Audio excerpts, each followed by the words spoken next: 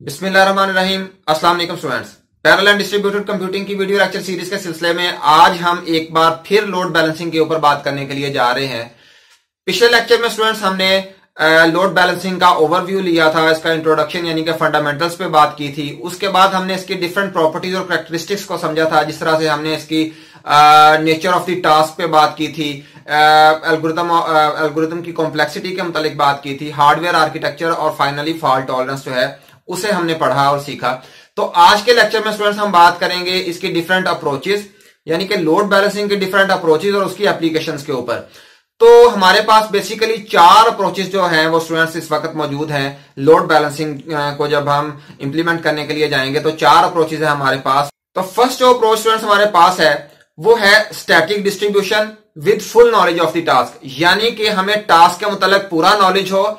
और ये कौन सी जो है ये अप्रोच है, स्टैटिक डिस्ट्रीब्यूशन है। यहां पे 2 स्टैटिक डिस्ट्रीब्यूशन हमारे पास अप्रोचेस हैं, एक static distribution with full knowledge of the task और दूसरी है static distribution without knowledge of the task.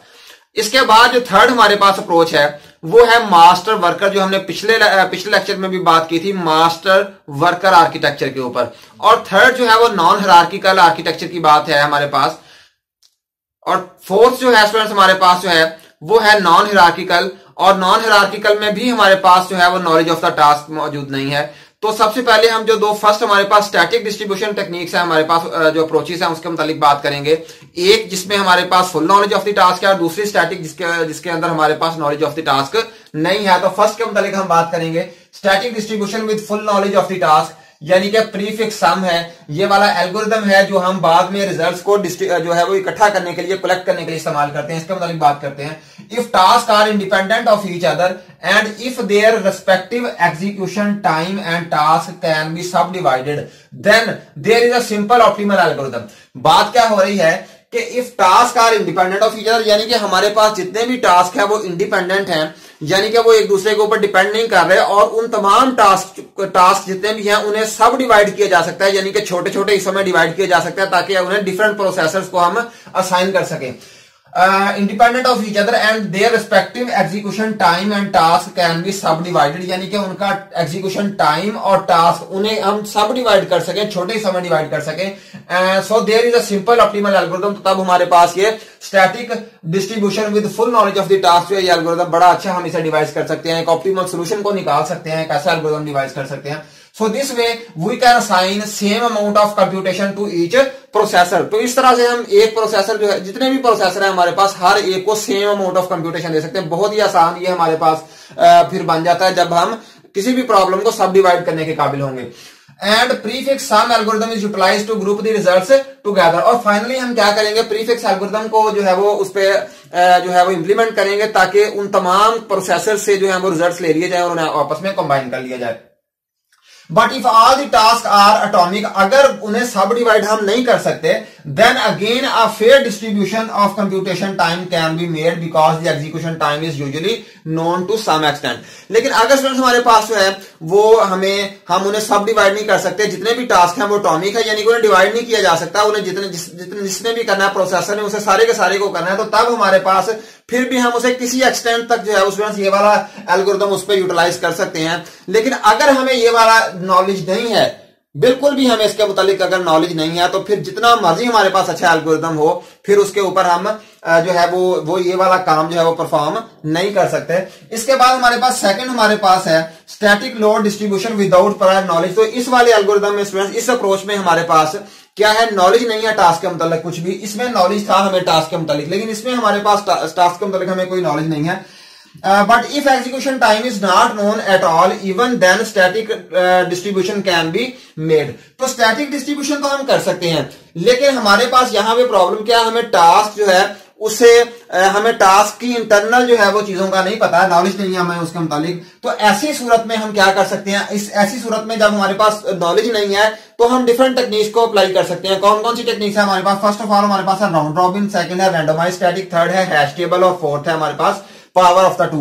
तो राउंड रॉबिन, जिस तरह से हमने ऑपरेटिंग सिस्टम में जाना है कि राउंड रॉबिन क्या होता है कि हम एक तरतीब के साथ जो टर्न के हिसाब से हम जो है वो हर टास्क को जो है वो हर प्रोसेसर को असाइन करेंगे, यानी कि पहला प्रोसेस जो हमारे पास टास्क आया फर्स्ट प्रोसेसर को, फर्स्ट सर्वर को, फिर दूसरा आया वो सेकंड सर्वर को, थर्ड आया थर्ड सर्वर को, इस तरह से हम सो ऑन। और जब हमारे पास मशीन मुकम्मल हो गई या फिर हमने पहले से शुरू कर लिया, इस तरह से इसे राउंड रॉबिन कहा जाता है। रैंडमाइज्ड स्टैटिक है, हम रैंडमली जो है वो टास्क जो है वो असाइन करते जाएं। ये भी एक सोल्यूशन है कि हम डिफरेंट टास्क को डिफरेंट प्रोसेसेस को असाइन कर सकते हैं। हैश टेबल है, एक टेबल बना लें, उस टेबल में हम लिखते जाएं कि भाई कौन सा प्रोसेस किस प्रोसेसर को असाइन हो चुका है, कौन सा टास्क किस प्रोसेसर को असाइन हो चुका है, किस सिस्टम को असाइन हो सकता है। तो उस हैश टेबल के जरिए से भी हम असाइनमेंट कर सकते हैं टास्क की डिफरेंट प्रोसेसर्स को। इसके बाद power of the two, for example हमारे पास 2 सर्वर्स हैं, हमने उसकी पावर के हिसाब से उन्हें जो है वो शफल करके हम उनके दरमियान जो है वो टास्क जो है वो असाइन कर सकते हैं। इसके बाद जो थर्ड हमारे पास जो अप्रोच है लोड बैलेंसिंग की, वो हमारे पास है master worker scheme. Master worker scheme में जिस तरह से हमने पहले बात की है,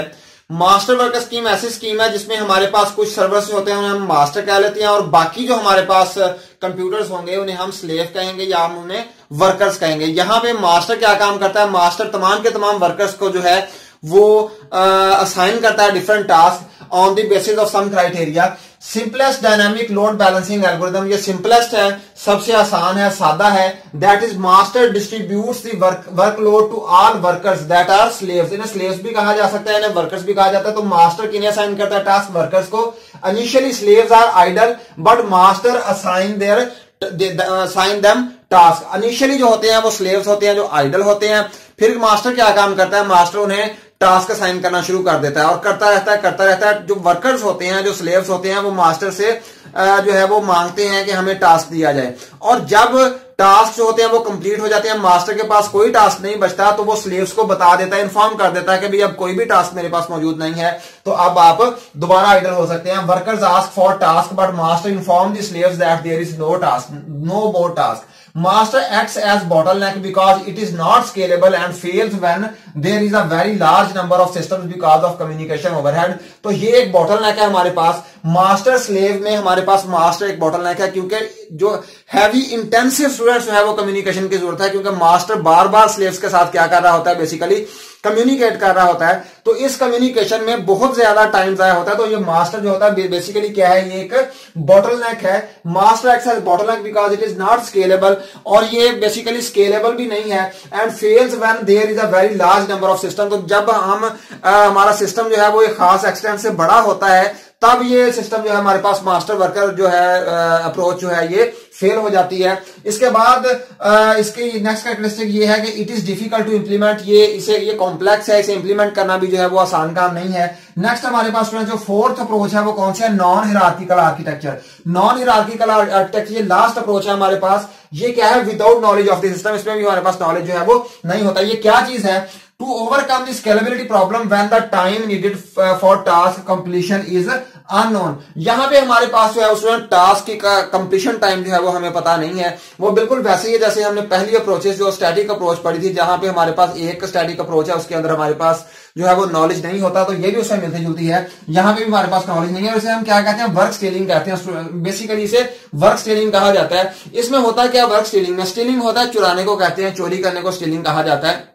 यहां पे होता यह है कि रैंडमली कुछ हमारे जो सर्वर्स हैं, जो हमारे पास नोड्स हैं, उन्हें हम टास्क असाइन कर देते हैं, रैंडमली असाइन कर दिए। अब रैंडमली जिन्हें टास्क असाइन हो गए वो बेसिकली क्या हो जाएंगे, अक्सर वो ओवरलोडेड हो जाएंगे। जब वो ओवरलोडेड हो जाएंगे तो जो आइडल होंगे, जिनके पास कोई भी जो है वो टास्क परफॉर्म करने के लिए नहीं होगा, वो बेसिकली स्टील कर लेंगे, वो चुरा लेंगे उनसे टास्क जिनके पास ओवरलोडेड है।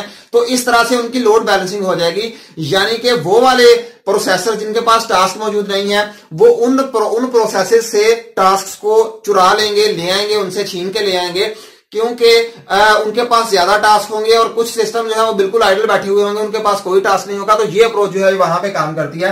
The work procedure as the task is assigned randomly to some processors and the remaining that is idle processor steal the task from assigned processors.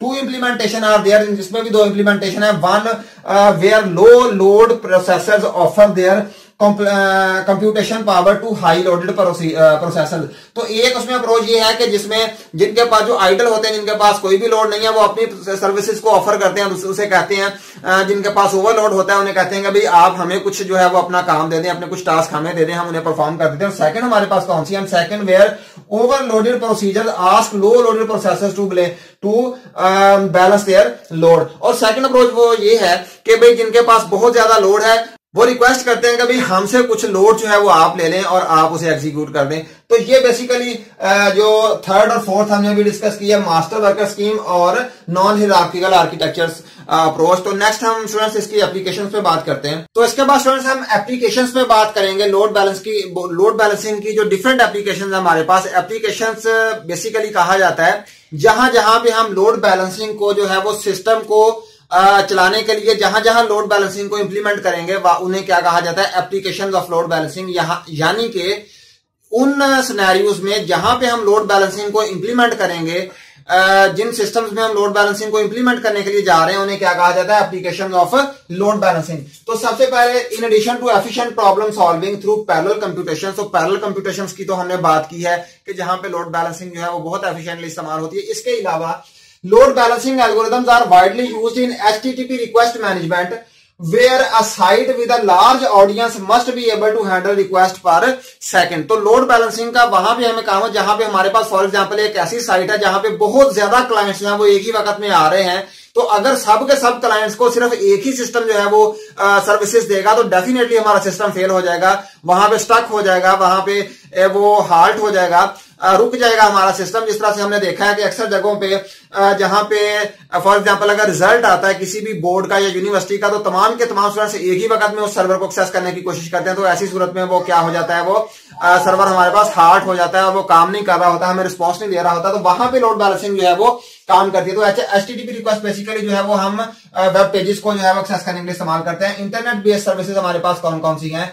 Internet based services वो वाले सिनेरियोज जो कि internet से related है, जहां पे load balancing की जाती है, उनमें क्या क्या है? Providing single internet services from multiple service. तो ऐसे भी हो सकता है कि हम सिंगल इंटरनेट सर्विस एक सर्विस जो है वो हम प्रोवाइड कर रहे हैं, तो मल्टीपल हमारे पास सर्वर्स हैं, मल्टीपल कंप्यूटर्स हैं जो एक ही सर्विस प्रोवाइड कर रहे हैं, सच एज वेबसाइट्स। जी ये बिल्कुल वैसी है जो मैंने यहाँ पे एग्जांपल दिया है, यही इसकी जो है वो सिनेरियो है कि एक जो है वो एक से ज्यादा हमारे पास सर्वर है जो एक ही सर्वर यानी कि एक ही वेबसाइट जो है वो प्रोवाइड कर रहे हैं, वहां पे लोड बैलेंसिंग होती है। इसके अलावा लार्ज इंटरनेट रिले चैट, जो हमारी चैट्स हैं डिफरेंट, वो भी किसे इस्तेमाल करती है? एक से ज्यादा सर्वर्स को इस्तेमाल करती है और डेफिनेटली वहां पे भी लोड बैलेंसिंग होती है। High bandwidth file transfer protocol, TCP जिसे हम कहते हैं, FTP स्टूडेंट्स जिसे हम कहते हैं फाइल ट्रांसफर प्रोटोकॉल, जहां पे हम बहुत हैवी फाइल्स जो है वो अपलोड कर रहे होते हैं, डाउनलोड कर रहे होते हैं। वो किसके तरीके से? प्रोटोकॉल के तरीके से होते हैं, फाइल ट्रांसफर प्रोटोकॉल। ये भी सर्वर्स जो है ये बेसिकली लोड बैलेंसिंग करते हैं। डोमेन नेम सिस्टम यानी कि DNS सर्वर्स, जहां से हम IP एड्रेस को जो है वो एक्सेस करते हैं। तो एक से ज्यादा हमारे पास सर्वर्स मौजूद होते हैं जो कि IP एड्रेस जो है वो साइन कर रहे होते हैं। इसके अलावा डेटाबेस सर्वर्स जो हैं जहां पे हमारे पास बहुत बड़ी बड़ी डेटाबेसेस हैं और डाटा बहुत रैपिडली जो है वो स्टोर भी हो रहा है, एक्सेस भी हो सकता है, रिट्रीव भी हो रहा है। तो ऐसी जगहों पे हमारे पास डेटाबेस सर्वर्स डिफरेंट होंगे और वो किस तरह से काम करेंगे? वो बेसिकली लोड बैलेंसिंग के तरीके से काम कर रहे होंगे। यानी कि अगर एक सर्वर के पास काम एक से ज्यादा हो जाते हैं, यानी कि उसके ऊपर ओवरलोडेड हो जाता है, तो डेफिनेटली दूसरा सर्वर उसका हाथ बटाएगा, उसका जो है वो कुछ टास्क जो है वो लेके परफॉर्म करेगा। इसके अलावा स्टूडेंट्स हमारे पास client side and server side load balancing है, यानी कि क्लाइंट साइड पे भी लोड बैलेंसिंग हो सकती है, सर्वर साइड पे भी ऐसे सिनेरियो हो सकते हैं, सर्वर साइड पे हम लोड बैलेंसिंग कर सकें। स्केड्यूलिंग एल्गोरिथम्स हैं कि स्केड्यूलिंग एल्गोरिथम्स में भी लोड बैलेंसिंग, HTTP सिक्योरिटी को इंप्लीमेंट करने के लिए जो है वो हम लोड बैलेंसिंग कर सकते हैं और फायरवॉल्स को इंप्लीमेंट करने के लिए। स्टूडेंट्स मैंने कुछ जो है वो सिनेरियोस बताए इंटरनेट के रिलेटेड, कुछ सिनेरियोस जहां पे हम लोड बैलेंसिंग करते हैं। इसके अलावा और भी बहुत सारे सिनेरियोस हैं जहां पे लोड बैलेंसिंग की जाती है, लेकिन मैंने यहाँ पे कुछ जो है वो सिनेरियोस की बात किया। इसके बाद टेलीकम्युनिकेशन की अगर बात करें, यहाँ पे भी टेलीकम्युनिकेशन में भी लोड बैलेंसिंग की जाती है। For example, if a company has multiple internet connection ensuring network access if one connection fails. तो अगर फॉर एग्जाम्पल वहां पे कोई कंपनी है वो एक से ज्यादा इंटरनेट कनेक्शन जो है वो इस्तेमाल कर रही है, तो फॉर एग्जाम्पल उसमें कोई एक सिस्टम फेल हो जाता है, डेफिनेटली लोड बैलेंसिंग के जरिए से हम टेलीकम्युनिकेशन जो है उसे प्रोवाइड करेंगे, उसे सिस्टम को फेल होने नहीं देंगे। तो लास्ट जो हमारे इसके बाद हमारे पास जो है वो डाटा सेंटर नेटवर्क्स हैं for using network bandwidth efficiently. तो नेटवर्क की बैंडविड्थ अगर हम एफिशिएंटली स्टूडेंट्स जो यूटिलाइज करना चाहते हैं लोड बैलेंसिंग के जरिए, वहां पे हमें उसे क्या कहा जाता है, डाटा सेंटर नेटवर्क्स कहा जाता है, जहां पे हम जो है वो मल्टीप्लेक्सिंग कर रहे होते हैं या डीमल्टीप्लेक्सिंग कर रहे होते हैं। इसके अलावा हमारे पास रिकवरी फ्रॉम फेल ओवर्स का, रिकवरी ऑफ फेल ओवर्स का मतलब यह है कि स्टूडेंट्स लोड बैलेंसिंग वहां पे इंतहाई एफिशिएंट है, इंतहाई वहां पे कंपलसरी है, मैंडेटरी है, जहां पे हमें फेल ओवर का डर हो, यानी कि फॉर एग्जांपल अगर बीच में कोई सिस्टम फेल हो जाता है तो हमारा सिस्टम रुक जाए, वहां पे लोड बैलेंसिंग बहुत अच्छा काम करती है, क्योंकि उसका टास्क जो फेल हुआ है सिस्टम, उसका टास्क जो है वो किसे असाइन कर दिया जाएगा, किसी और सिस्टम को असाइन किया जाएगा। ये भी एप्लीकेशन किसकी है, लोड बैलेंसिंग की है, यानी कि उसका लोड जो फेल हुआ है किसी दूसरे सिस्टम को दे दिया जाएगा और वो क्या कर देगा, उसे एग्जीक्यूट कर देगा। तो ये डिफरेंट एप्लीकेशंस पे की हमने बात की लोड बैलेंसिंग की। तो स्टूडेंट्स उम्मीद करता हूं आपने लोड बैलेंसिंग के पिछले लेक्चर को भी अच्छी तरह से सुना होगा और इसे भी समझा होगा। इस वाले लेक्चर में हमने बात की है डिफरेंट अप्रोचेस की और उसकी एप्लीकेशंस की। तो इंशाल्लाह ताला नेक्स्ट लेक्चर में स्टूडेंट्स किसी और टॉपिक के साथ हाजिर होंगे, तब तक के लिए अल्लाह हाफिज़।